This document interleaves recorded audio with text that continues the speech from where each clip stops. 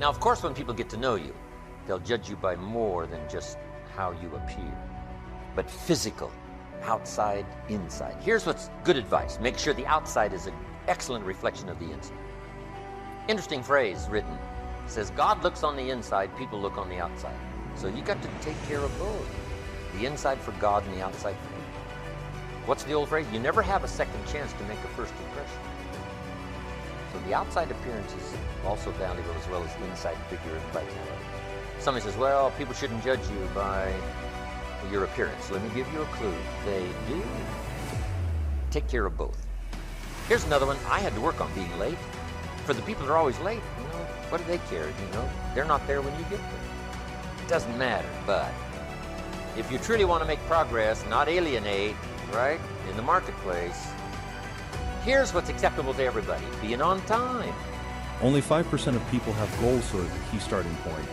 With regard to clarity is to know where it is you're going and what it is you want to be and what it is you want to have and what it is you want to do. The second key with regard to clarity is decisiveness. Be decisive. I've never met a successful person who is indecisive.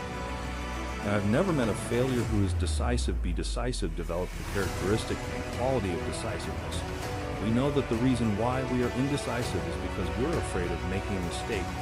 The terrible thing is that the way that we think becomes a habit, and the habit of indecisiveness can condemn us to failure. We can be talented and intelligent and ambitious, but if we cannot make the hard decisions in our life, and if we cannot make decisions readily, then what happens is we always have to work for people who do make decisions readily. Now here's what's important. A proper menu for the mind to make sure that it's got a wide range of nourishment, because the mind needs the full education. Now that starts to develop the foundation for what we call a good life, a productive life, a fulfilled life. And we need this mental input. 2 days is a little staggering in terms of sort of a crash program. And you couldn't do it every week, a couple of days every week. It would be too much. But a couple of days to just really concentrate for a while. Hopefully I send you away from here tomorrow a little mind weary, right? Of taking all these notes and trying to get it all and trying to think about it while you take notes. I know it's an intense session of a couple of days, but I'm telling you, it's going to be so valuable for me to express it and for you to get it. Because then you just load up your wagon full of stuff here. Mental wagon to take it home and sort it out and decide what's valuable to try today, some that you're going to think about a little bit later, but now at least you've got it, you've got it, you've got it. 80% of decisions should be made the first time they come up. And if you make decisions every single time they come up, sooner or later you will develop the habit of decisiveness. You'll be very clear about what it is you want, and it's easy to make decisions if you know what it is you want to accomplish. And the difference between successes and failures is not that successful people make right decisions, it is that successful people make their decisions right. The third point under clarity is to have a vision for yourself and a vision for your life. The key to having a vision is to have a dream. They say in the song, you've got to have a dream if you want to make a dream come true. And you can fulfill your dreams. All the great movers and shakers throughout all of history have been dreamers. They've been people with dreams. They've been people with visions. All leaders have vision. In the book of Solomon it says, where there is no vision, the people perish. And the metaphysical meaning of that is that where people lack vision, they perish inside because they lose the excitement and the thrill of life. 25 years old. Make enough mistakes. Don't worry. You fall, you stand up. You fall, you stand up. Enjoy it. 25 years old, enjoy the show. Enjoy the show. From 30 to 40 years old, you have to think very clearly. Were you working for yourself if you really want to be entrepreneurial? So 40 to 50, think about how can you focus on things that you are good at. But when you are 50 to 60 years old, work for the young people, because young people can do better than you. So rely on them, invest on them, making sure they're good. To get the most out of the 2 days, here's number one. Everybody would agree on number one. Be thankful for what you already have. Here's the next one. Be eager to learn. I know all of you already know a lot, but be eager to learn the rest. I've learned a lot in my years, but I'm eager to learn the rest. Now I'm trying to capsulize my learning. I'm trying to accelerate my learning. right? Because I don't have a couple hundred years left. So I've got to accelerate my learning curve, especially in the next 4, 5, 6, 18 years.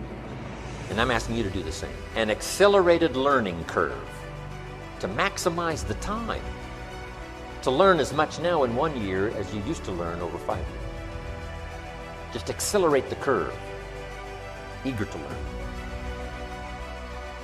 No matter how much you know, you can always learn a bit more. Improve your life, sometimes to a startling degree.